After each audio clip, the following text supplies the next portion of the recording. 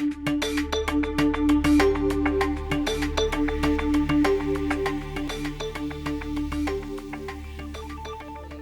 exactly a year since you entered into the auto finance space, so I wanted to ask you to look back on your time and think about what has really been surprising to you, maybe one thing that stuck out that you learned over the year about auto finance, and then what's an opportunity going forward and what's a challenge? It's almost exactly a year coming up, I think in a week or so. I'd say probably, one of the things obviously as a consumer I've experienced buying a car. I think the thing that probably surprised me more than anything else was the amount or lack of visibility that consumers have on the actual choices on the financing side.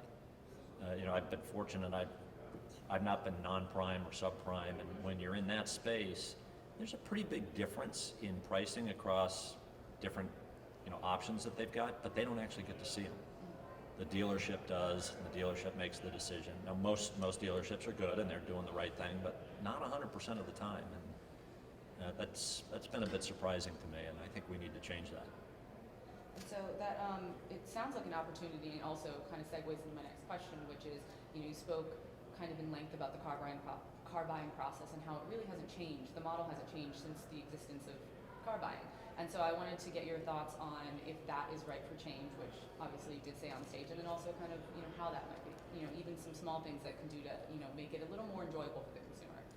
Yeah, I tell you, it is fascinating and shocking to me how little it's changed. In fact, I don't know the last time you purchased a car you've been in. It's a terrible experience in most cases. I even myself got one, about a year ago, and it took me almost 2.5 hours. I knew what I wanted. I could have been in and out of there in 5 minutes. So it is not a good experience for consumers. I think there are some really interesting things that some people are doing right now. Some of them are some small startup companies that are trying some different things. There's some things that we're working on that could potentially really change the experience for a consumer. But I think in the end, it's about making it really simple, have the information very transparent for the consumers so they know what they're getting, and then let them do it, and don't force consumers to go through this long-winded process. A lot of it is because dealerships, they make money in a lot of different ways, and each dealership's a little different. And so much of it is about trying to get the consumer to buy, whether it's an add-on product or something, as opposed to just make sure consumers know what's out there, know what the prices are, and let the market actually sort out the economics on it.